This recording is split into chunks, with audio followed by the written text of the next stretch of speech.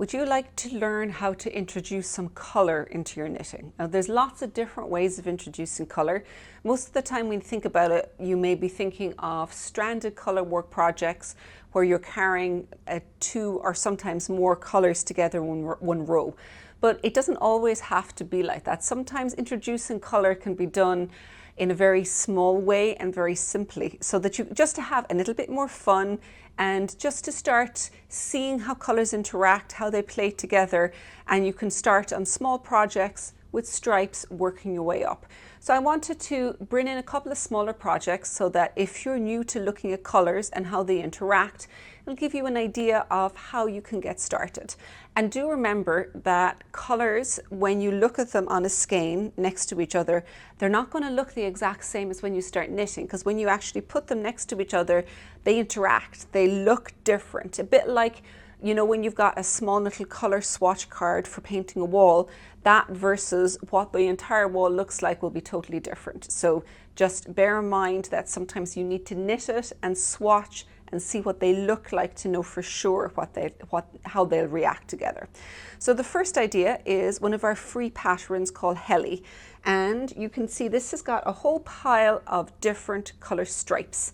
And the reason this has got stripes like this is it introduces the concept of helical stripes.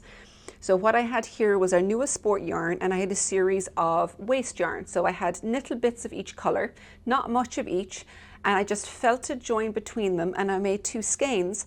And then I used the helical stripe technique to knit a hat in the round from the bottom up that just kept changing color without me having to do very much. So with helical stripes, you keep shifting where you change colors by 3 stitches, so you don't have a vertical line where it shifts. It's a very smooth helical stripe pattern of the two with just one row of each as you go up. So great place to start playing with some different colors.